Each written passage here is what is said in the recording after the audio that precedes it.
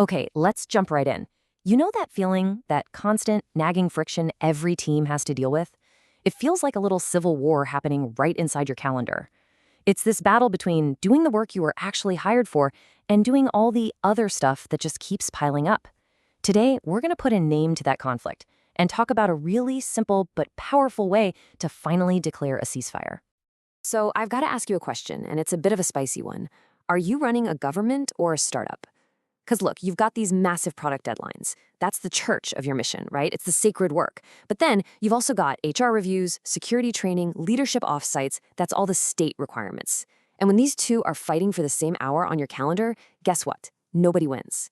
The real question becomes, how do you stop these two totally essential parts of your job from being constantly at war with each other? And this whole conflict it creates what just feels like an unwinnable tug of war. This is the symptom that everybody recognizes, that feeling of being constantly pulled in two different directions at once, where neither side can ever really get ahead.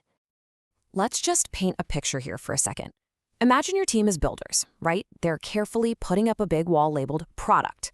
They're in the zone, they're making steady progress, but then an administrator comes along, blows a whistle, and pulls them away to go sign some form or attend a mandatory workshop.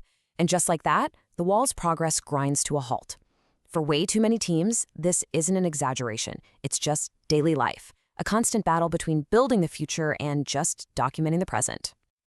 Okay, so that's the symptom. We all feel it. But what's the actual diagnosis? If we could put this whole problem under an X-ray, we could see its true name. And here it is. The X-ray shows us Calendar Confetti. This is exactly what happens when your state work, all that maintenance and admin stuff, gets sprinkled like, well, confetti all over your church time. You know, the time that's supposed to be for deep, creative work.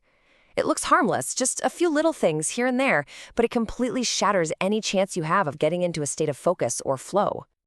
See, the root of the problem is that you're trying to mix two totally incompatible ways of working into the same day. Creation, that deep work, it needs long, uninterrupted blocks of time to thrive. Maintenance work, on the other hand, is shallow and it's interrupt-driven. And when you try to mix them, you don't get the best of both worlds. You get the absolute worst. All those solid blocks of creative potential just get shattered into tiny, useless fragments. Now, this whole disease, it has a real, quantifiable cost. It's not just annoying. It is actively draining your team's productivity and their morale. Let's talk about the hidden tax that you're paying every single day. We call this the context tax, and it's the mental price you pay every single time you switch gears. Just think of it as the cognitive friction and the lost time that happens when you pull an engineer out of a really complex coding problem just to fill out a quick HR survey. It is never, ever just 5 minutes.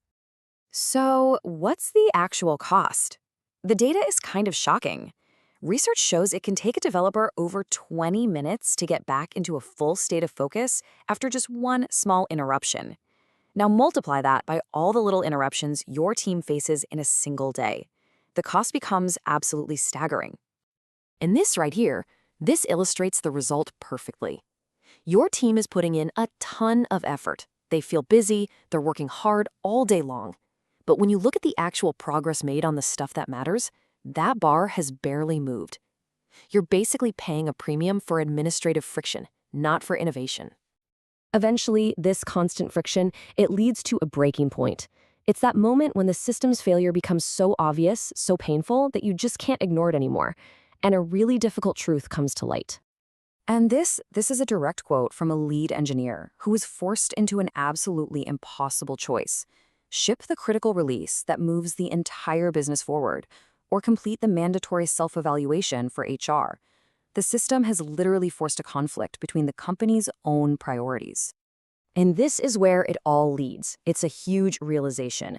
When absolutely everything is labeled mandatory, the most important work, the work that actually creates value, the work you hired people to do, it becomes optional.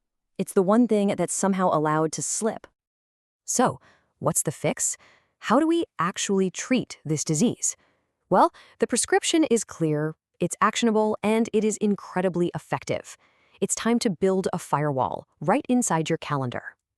The solution is what we call a calendar firewall, and it's got 3 simple rules. First, you designate and fiercely protect your church time. Let's say, for example, Monday through Thursday are for product work only, no admin, period. Second, you batch all your state work.